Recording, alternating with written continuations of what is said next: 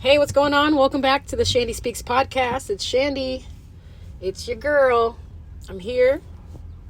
This will be for Wednesday, I believe. What day is it? It's Tuesday today. I'm recording it early.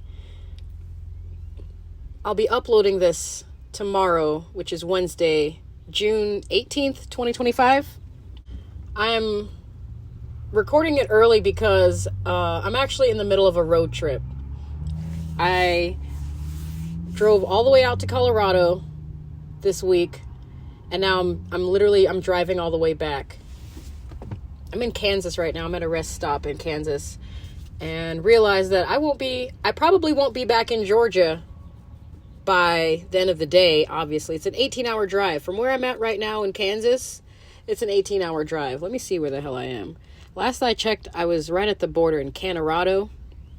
I think it's funny how states that kind of touch each other, they have like cities that are near the borderline that are like combining the names, like the border between Kansas and Colorado. There's a city called 𝘗𝗏𝗏. I just passed 𝘗𝗏𝗏.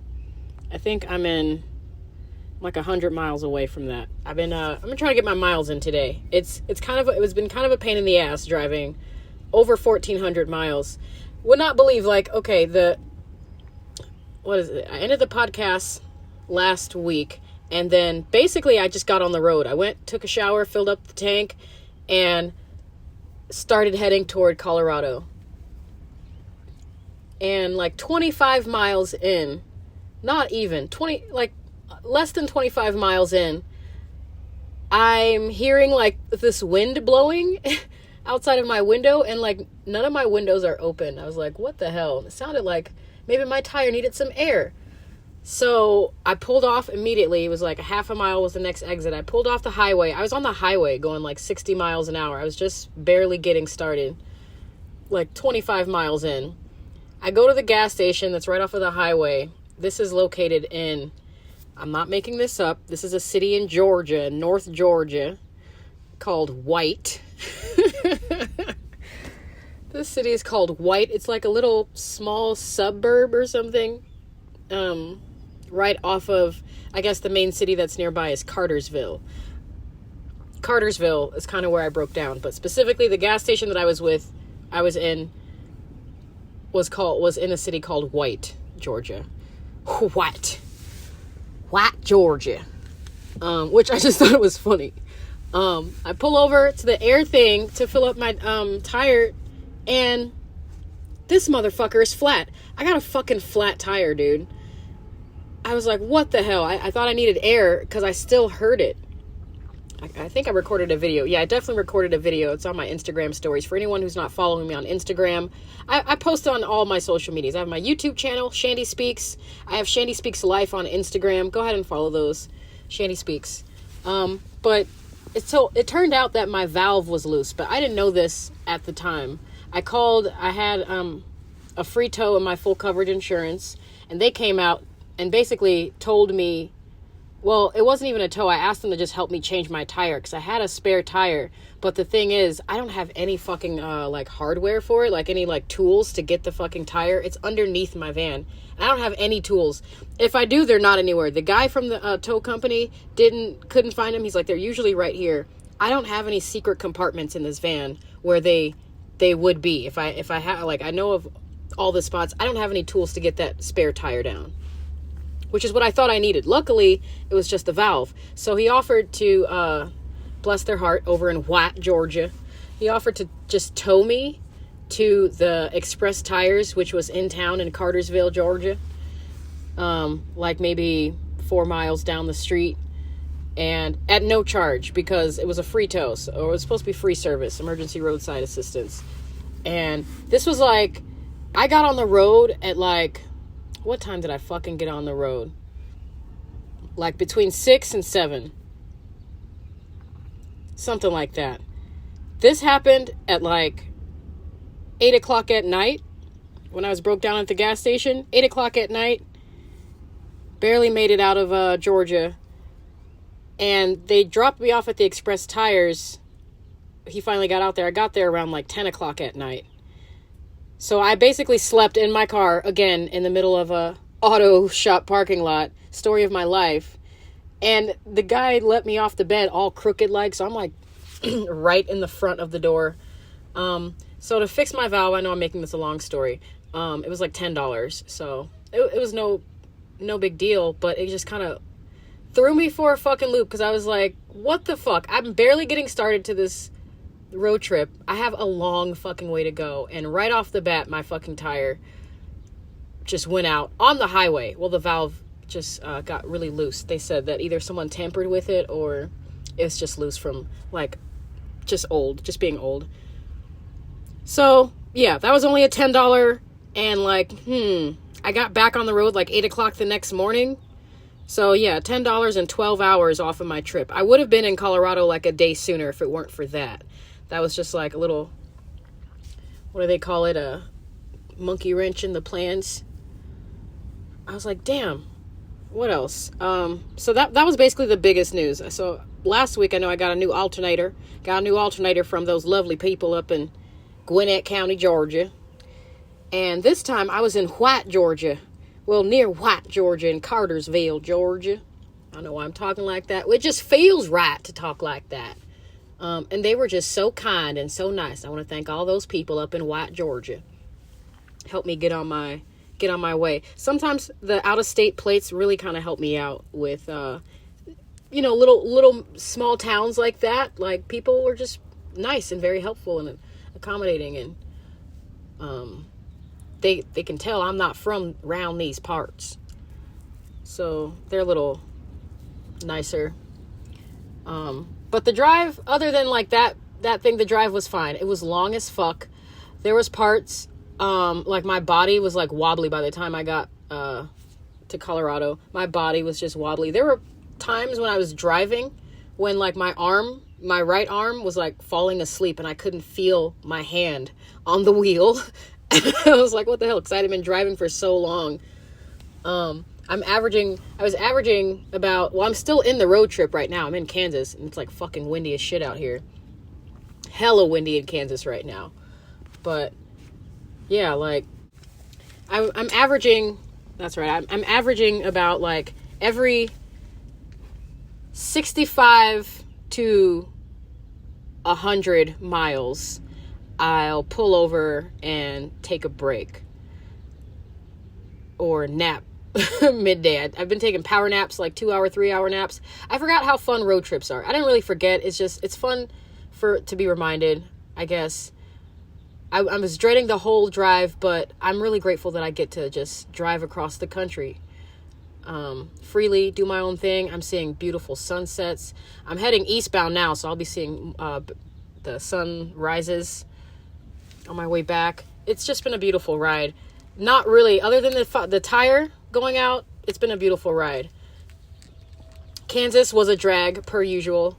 Yeah, Kansas was a drag per usual. So, like, of all the times that I stopped mostly in Kansas because it was just so fucking big.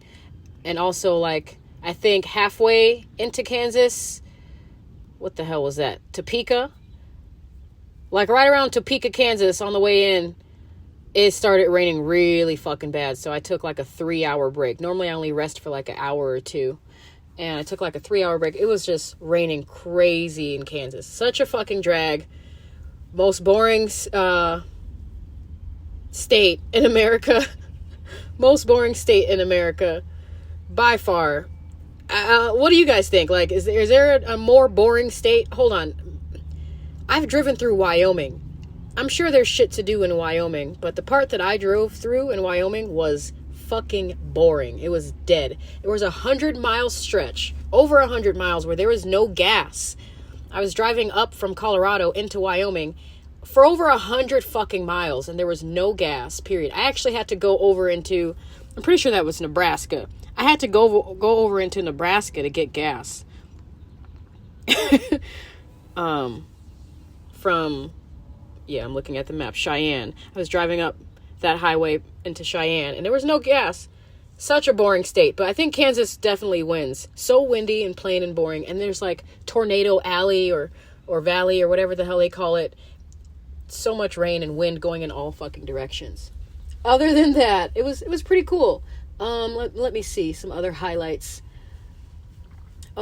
Tennessee was actually not as crazy as I anticipated it to be. Normally when I drive through Nashville, it's just like so much traffic, but I think I got into Nashville at like midday the next day, and I coasted right through there in just a couple hours. Tennessee was actually pretty chill this time.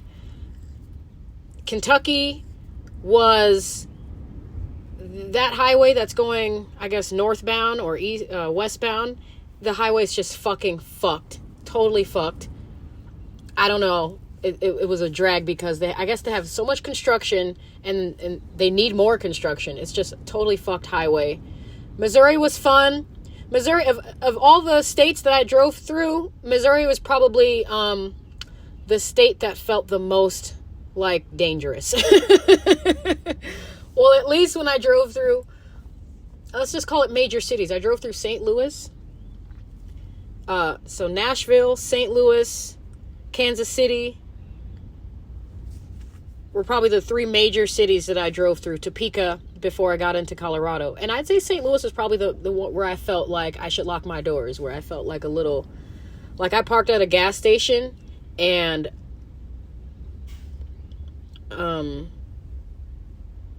there's just a lot of homeless people walking around. You can just tell that people were just lingering around like a bunch of hobo crows. And I probably shouldn't stay long. This one guy circled my van. He thought I didn't notice. I'm pretty fucking sure that was you, bro.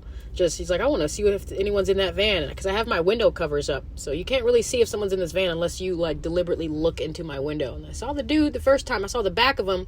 Then I saw him the next time, but he didn't see me. And then he looked into my window. I was like, oh, okay, cool. Yeah, I'm here. Hi. Let me get the fuck out of Dodge. St. Louis was just kind of sketch. I really tried to get the hell out of St. Louis. The other city, Denver, of course. Respectfully, Colorado gives me this cocaine vibe. Okay, hear me out.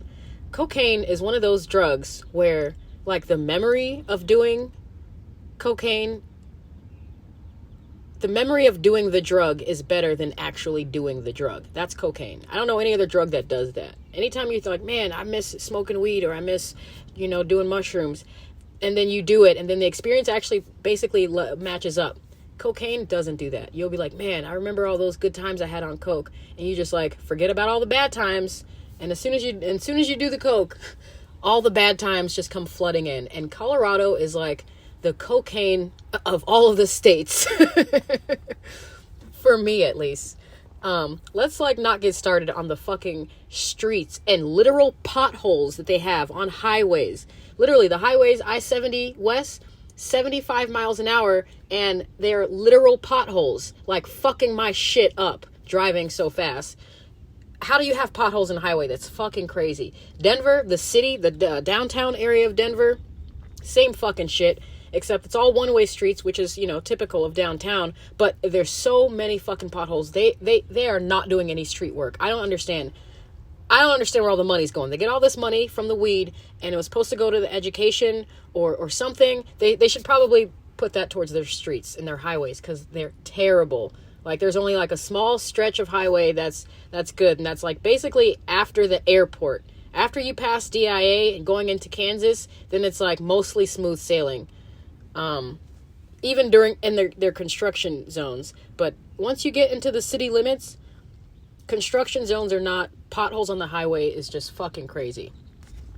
And then, as far as like, I realized on this last trip, I'm going to get a little vulnerable right now. I realized on this last trip that I got some baggage with Colorado. I got some unhealed trauma, most definitely some unhealed baggage and trauma from that state alone, because you gotta understand, I spent the most, like, some of the best years of my life, actually, in my 20s.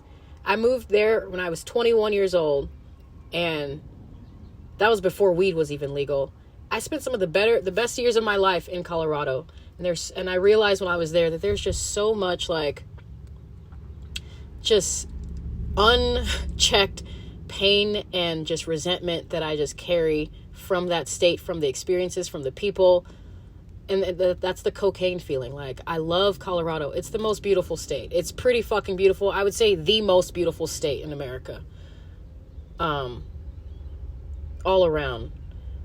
And once I get there, I'm just like flooded with all of these memories, because I've been everywhere, north, south, east, and west. I've been everywhere. Every street name, every dispensary, you know, like the little smaller neighborhoods, Inglewood, Glendale, motherfucking Cherry Creek, Fort Collins, Greeley, Boulder, Thornton, Arvada, fucking all of them. I've been all over. Morrison, Golden, Aurora, Colorado Springs, Pueblo, motherfucking the San Jose Mountains, and Grand Junction. I've been all over Colorado, and every fucking thing just reminds me of just something, whether it's good or bad. And I'm like, wow, I haven't really processed some of this pain.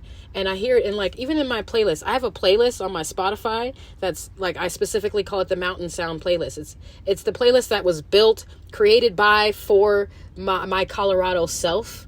And I didn't realize just how triggering these songs were until I came back to Colorado and heard those songs. I've been listening to the playlist because, you know, it's a lot of bluegrass on there, and people in Georgia, they like a little twangy twang. They like a little bluegrass from time to time. So I listened to it, but it hit different when I went back to Colorado and I'm listening to fucking any of the jam bands out there, any of that mountain sound.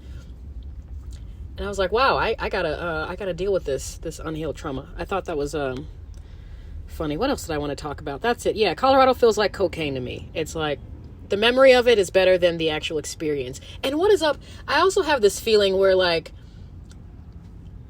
okay, so shit has changed. I lived there in I moved there in 2010. 2010. That was like 15 years ago. And within those 15 years, let's even call it till 2021. Let's call it like 12 years. Within 12 years, I've only not lived in Colorado for 4 months or so when I lived in California. So in those 12 years, so much shit has changed. And I think the thing that I've noticed a lot this time around when I went back, I was just there last year. I didn't notice it last year. I guess because I wasn't driving last year. I wasn't in the city. I was relying on someone else for a ride. So I didn't really get to be in the city with the people, be with the culture.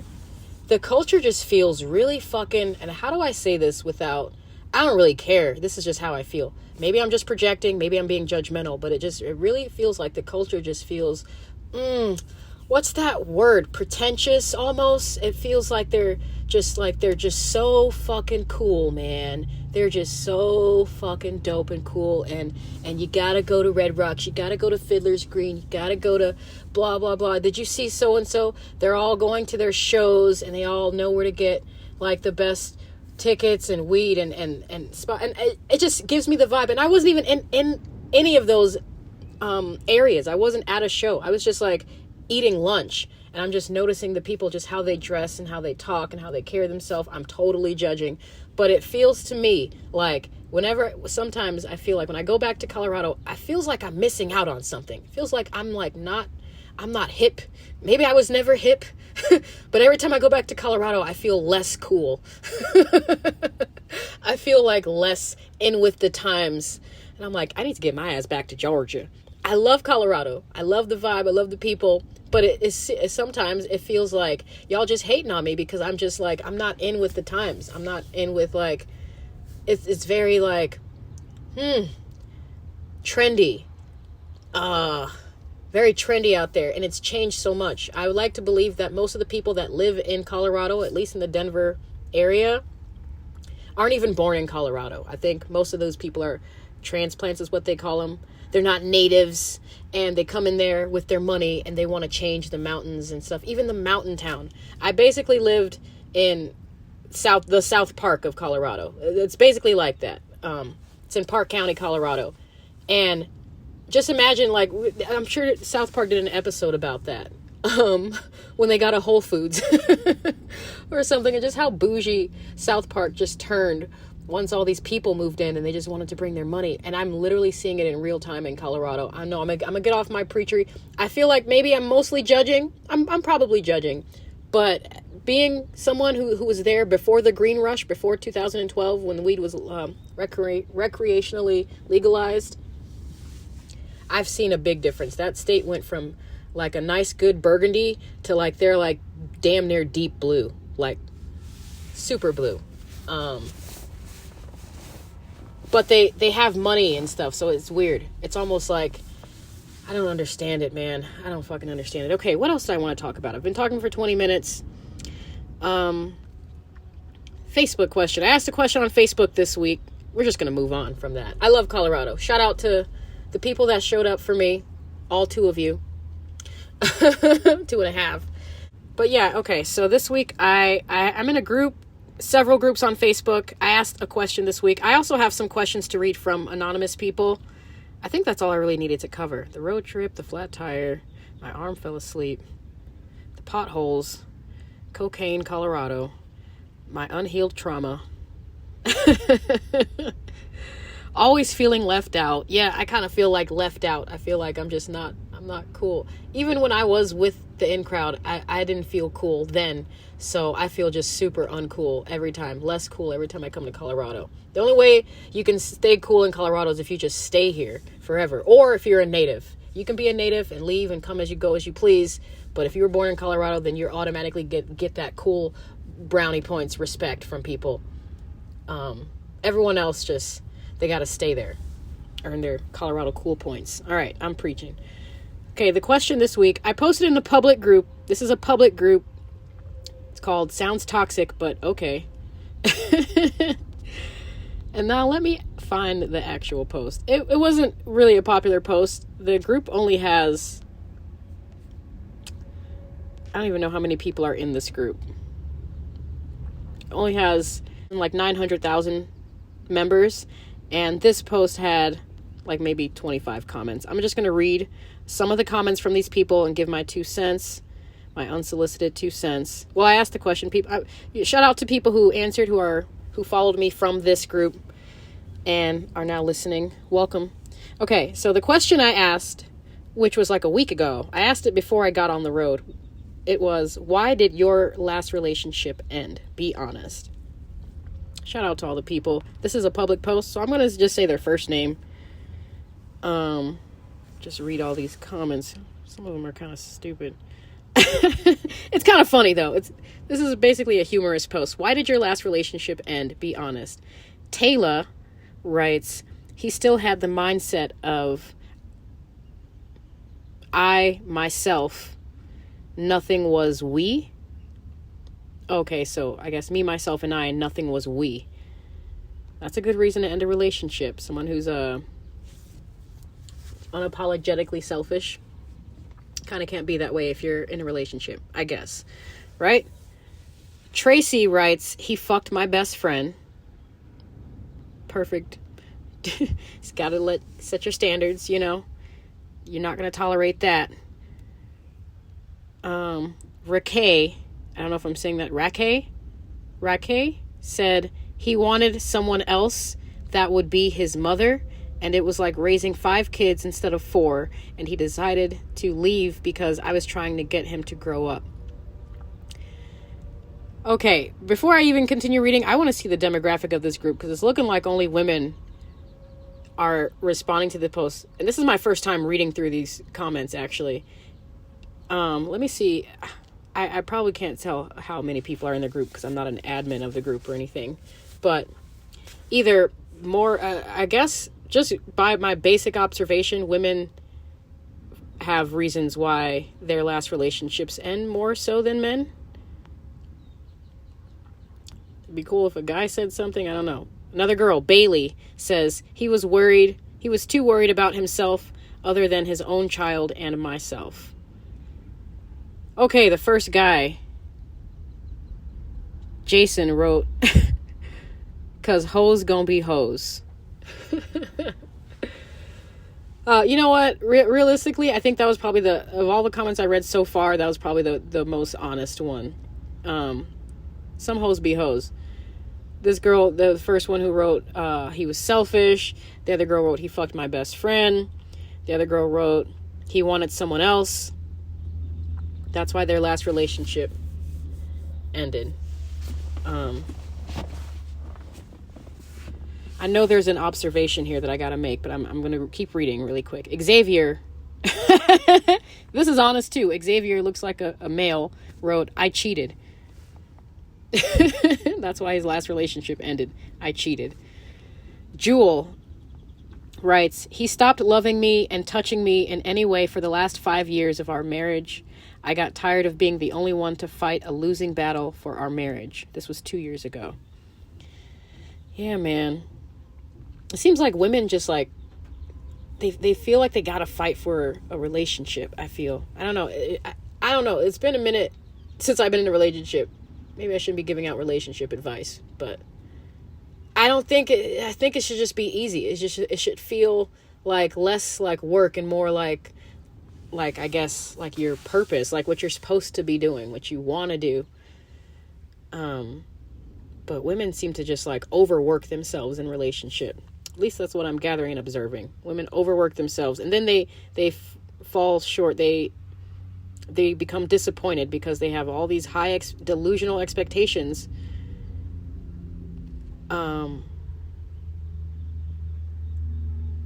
Yeah, I don't really think women, judging by these comments, I don't really think they really know what true love means. But that's just me being me. This one guy, first guy that says, just reading the comments. His name's 𝙬𝙤𝙤𝙀𝙤. Just reading the comments. This one girl, what's her name? Sunny. Shared a screenshot of a text message. Oh my God. And she writes, you didn't do anything. Well, the text message says, you didn't do anything. I needed time to process. You don't deserve to be treated like this. I know I've been a piece of shit towards you, and I'm sorry. You deserve better. You deserve way more than what I can do for you. I'm sorry I made you feel like this. This was never my intentions. Oh, brother, give me a break. That's probably, I think it looks like it's a message that she received. So I guess she got dumped because whatever, the guy is obviously not interested in her. You deserve better. Yeah, that's code for I don't want you. It's not me. I'm not better for you. Oh my God. I'm gonna read a few more. It's sounding a little pathetic, but it's all right. Jamie writes, I had to leave him for my safety and the safety of my children. Megan writes, asked him 1,000,000 times to stop disrespecting me. Would have been 20 years in August. Made a big girl move. Oh God. Yeah, I need to get off of this. I'm kind of triggered. I don't know why. Because it just kind of hurts me to see these women just sort of have misguided views and you know, not really willing to look at themselves. I think that's probably what I was fishing for as far as like my hidden meaning behind posting this was I kind of wanted people to point the finger back at themselves. And the first person to do that was a guy.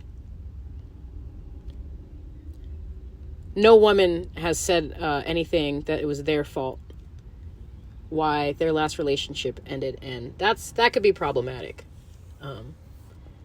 So yeah, that's probably why I'm triggered. Because my last relationship was my marriage, and I was married to a narcissist, a self-proclaimed narcissist, and that's all we did was hold me accountable for shit. Even things that weren't my fault. So, okay. Okay, this is a guy, Jamie. 'Cause my wife of 21 years turned out to be a cheating scumbag whore. Oh my God. I probably should have proofread this before. A few more. Okay, Reggie writes, here's a guy saying, the last 5 months of our marriage, I stopped having sex with her, and her lack of motivation turned me off. She was set in her ways, dead-end job, couldn't get her to want more. Yep. Okay, Glenda writes, he thought the grass was greener on the other side. Okay.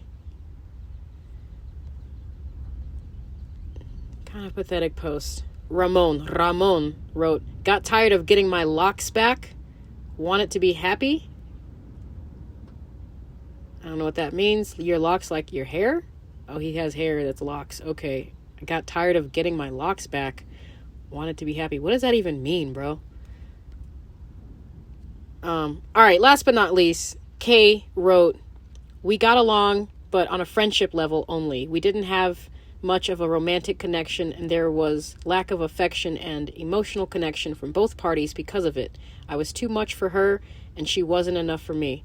Okay, I'm about to say, because that sounded pretty fucking well written and thought out for a girl who's speaking about a guy. But no, turns out she was speaking about another woman. She's a lesbian. She had to be a lesbian. Okay.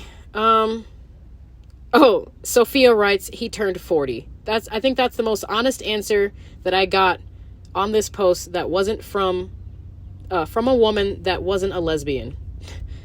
Other than that, I think the lesbian had the most honest comment. I guess the best next one was he turned 40. There you go. You don't like older dudes, or maybe you don't like younger dudes. I don't know how old she is. All right. So that was my Facebook post. Y'all go ahead and email me. I'm going to plug my email address, shandyspeaks@gmail.com, CHANDIESPEAKS@gmail.com. You can ask me anything. You can ask me about yourself. You can ask me questions about myself. You can send death threats. I don't care. I like hearing from you. I got to get back on the road, so I'm just going to read a couple questions. I think I got 3 questions. I got to get back on the road because the day is still young. And the 3 questions, okay, so this first one, I am trying to take it easy. I'm ahead of schedule right now. I'm not trying to rush or overwork my car.